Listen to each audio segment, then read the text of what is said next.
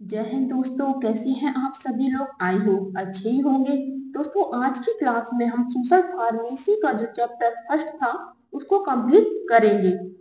Health indicators ये important topic है। किसी पर्सन ग्रुप की विशेषता जिनको डायरेक्ट एंड इनडायरेक्ट रूप से मापकर जन समूह के स्वास्थ्य की जांच की जाती है उसे हेल्थ इंडिकेटर कहा जाता है। यूज ऑफ हेल्थ इंडिकेटर के यूजेस जो हमने इंग्लिश में लिखे हैं पर है बहुत इजी। पढ़िए।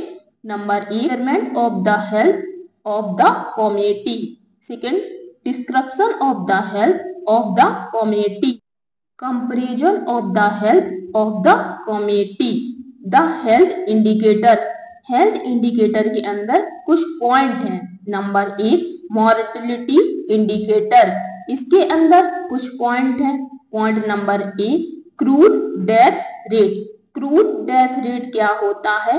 किसी ग्रुप में प्रति ईयर 1000 पर्सन पर मरने वालों की संख्या को क्रूड डेथ रेट कहा जाता है। किसी ग्रुप में 1000 पर्सन हैं, एक साल में उन 1000 पर्सन में से कितने पर्सन की डेथ हुई है, यही होता है crude death rate. Infant mortality rate, एक वर्ष में जन्मे बच्चों की मृत्यु एवं जीवित बच्चों की संख्या का अनुपात, ये क्या होता है? Infant mortality rate. Second number, maternal mortality rate, delivery के दौरान मृत्यु वुमेन की संख्या का अनुपात, ये होता है maternal mortality rate. Third number, morbidity indicators. ये क्या होता है? मॉर्बिडिटी इंडिकेटर के द्वारा यह बताया जाता है कि किसी पर्टिकुलर एरिया में किसी बीमारी से कितने लोग ग्रसित हैं। इसमें निम्न दर होती है। Number 1, notice rate. Notice rate क्या होता है? किसी एक पर्टिकुलर बीमारी के कितने नोटिफिकेशन हेल्थ अधिकारियों को रिसीव हुए। जैसे अभी कोरोना था तो डेली अपडेट मिलती थी, कितने पेशेंट कोविड से सही हुए हैं और कितने पेशेंट कोविड से ग्रसित हुए हैं। OPD attendance rate. ओपीडी क्या होता है? Out patient department attendance rate. एक पर्टिकुलर बीमारी से ग्रसित पेशेंट कितने ओपीडी में आए और कितने डिस्चार्ज हुए, ये क्या होता है? OPD attendance rate. Number 4, disability rate क्या होता है? किसी पीरियड के दौरान कोई व्यक्ति काम करने में असमर्थ है, डिसेबिलिटी कहा जाता है। यहाँ पर काम होगा, सॉरी दोस्तों, किसी पीरियड के दौरान कोई व्यक्ति काम करने में असमर्थ है उसे डिसेबिलिटी कहा जाता है। कम लिखा है तो ये काम होगा। 6 number, health care indicators. Number 1, doctor population ratio, doctor nurse ratio, population bed ratio, ये क्या हो गया? Health care indicator. अब नया टॉपिक है public and private health system in India. Public and private health system India के बारे में थोड़ा सा सुनिए। देखिए, पब्लिक क्या होता है? जो गवर्नमेंट के द्वारा चलाया जाए वो होता है पब्लिक, और जो गवर्नमेंट के द्वारा ना चलाया जाए वो होता है प्राइवेट। तो पब्लिक में कुछ पॉइंट है। कोई भी hospital, clinical and other health care department जो गवर्नमेंट के द्वारा चलाया जाता है, जिसकी देखभाल गवर्नमेंट के द्वारा हो, ये क्या होता है? Public health system. Second number, वहां पर जो doctor and nurse and other staff government के द्वारा सिलेक्ट किए जाते हैं, जो गवर्नमेंट के द्वारा सिलेक्ट किए जाते हैं, इनकी सैलरी भी अच्छी होती है, आप लोगों को पता होगा। गवर्नमेंट हॉस्पिटल में लो कॉस्ट यानी free of cost medicine service provide की जाती है। पब्लिक हेल्थ सिस्टम को निम्न प्रकार से बांटा गया। नंबर 1, प्राइमरी हेल्थ सेंटर, इसको शॉर्ट में पीएचसी कहा जाता है। यह बहुत छोटे हॉस्पिटल होते हैं, इनके द्वारा बेसिक हेल्थ प्रोवाइड की जाती है। किसके द्वारा? पीएचसी के द्वारा। अब सीएससी क्या होता है? जो पेशेंट पीएससी से रिफर किया जाता है वह सबसे पहले सीएससी में जाता है। यहाँ पर पीएससी की तुलना में हायर लेवल की सर्विस प्रोवाइड की जाती है। देखिए, जो सबसे पहले पेशेंट को पीएससी में दिखाया जाता है, जब पेशेंट का ट्रीटमेंट पीएससी में नहीं हो पाता है तब उसको सीएससी में रिफर कर दिया जाता है, और जब पेशेंट का ट्रीटमेंट सीएससी में भी नहीं हो पाता है तब उसको डिस्ट्रिक्ट हॉस्पिटल में रिफर कर दिया जाता है। पीएचसी की full form primary health centre और सीएससी की full form community health centre. District hospital क्या होते हैं? यह डिस्ट्रिक्ट का सबसे बड़ा हॉस्पिटल होता है जहां पर बहुत से डॉक्टर होते हैं। जब सीएससी में भी पेशेंट का इलाज नहीं हो पाता है तब इनको ट्रीटमेंट के लिए डिस्ट्रिक्ट हॉस्पिटल भेज दिया जाता है। आई होप आपको पीएससी, सीएससी, डिस्ट्रिक्ट हॉस्पिटल समझ में आ गया होगा। उसके बाद private health system. Private health system क्या होता है? ये हॉस्पिटल एंड क्लिनिकल गवर्नमेंट के द्वारा नहीं चलाए जाते हैं, इनको प्राइवेट हेल्थ सिस्टम कहा जाता है। प्राइवेट हॉस्पिटल में पब्लिक हॉस्पिटल की तुलना में अच्छा ट्रीटमेंट प्रोवाइड किया जाता है। इसमें क्या होता है, जो प्राइवेट हेल्थ सिस्टम होते हैं, प्राइवेट हॉस्पिटल होते हैं, उनमें इमरजेंसी सुविधाएं भी होती हैं।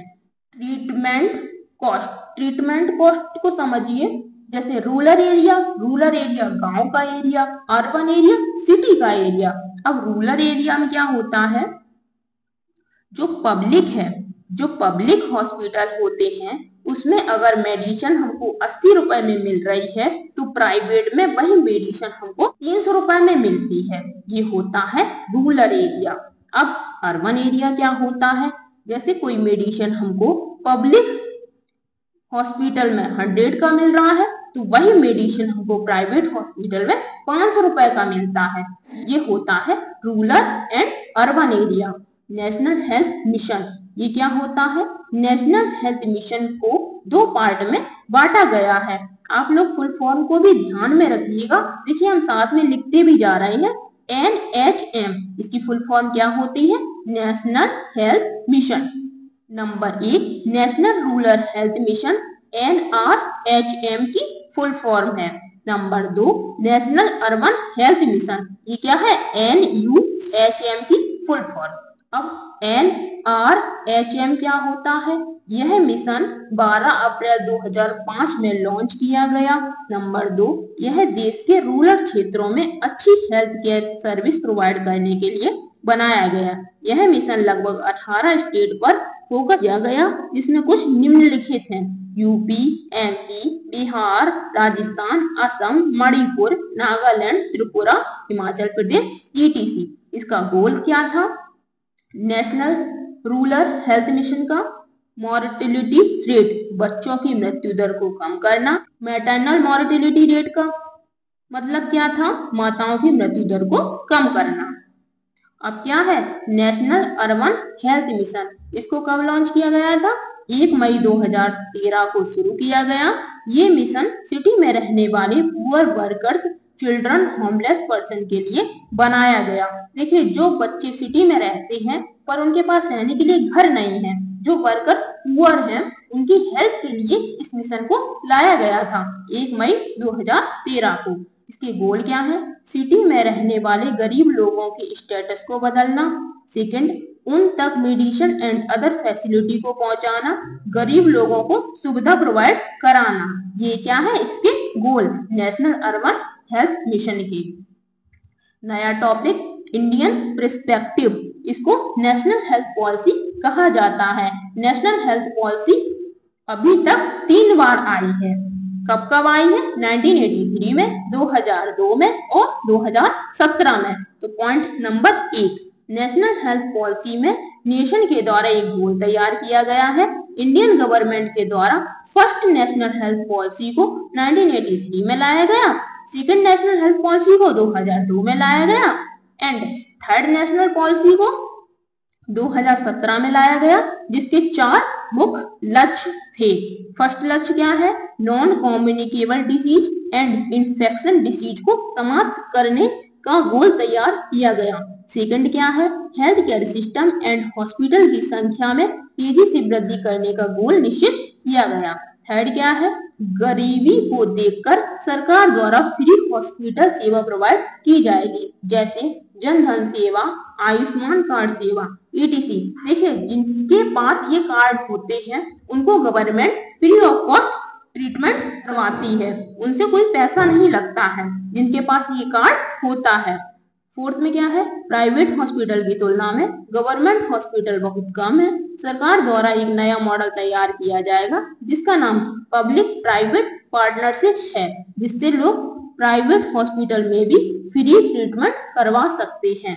Aim of national health policy, national health policy के उद्देश्य क्या है? नंबर 1, सभी का सही से ट्रीटमेंट करना, हेल्थ सिस्टम को स्ट्रॉन्ग करना। की पॉलिसी प्रिंसिपल, ये नया टॉपिक है और इम्पोर्टेंट है। की पॉलिसी प्रिंसिपल क्या होता है? नंबर 1, इक्वालिटी, वीआईपी कल्चर को समाप्त करना। नंबर 2, अफोर्डेबिलिटी, महंगे से महंगे इलाज सभी को प्राप्त हो। अकाउंटेबिलिटी, जवाब देना होगा पेशेंट की मृत्यु का। यदि किसी पेशेंट की मृत्यु हो जाती है तो उसका जवाब देना होगा किसको? अकाउंटेबिलिटी को। वीडियो लॉन्ग हो जाएगी इसलिए हम आगे नहीं पढ़ाएंगे, जो बचा हुआ पार्ट है वो नेक्स्ट वीडियो में आएगा। Thank you. वीडियो कैसी लगी है? वीडियो अच्छी लगी हो तो वीडियो को लाइक करिए, चैनल को सब्सक्राइब करिए और वीडियो को वॉच करने के लिए धन्यवाद दोस्तों।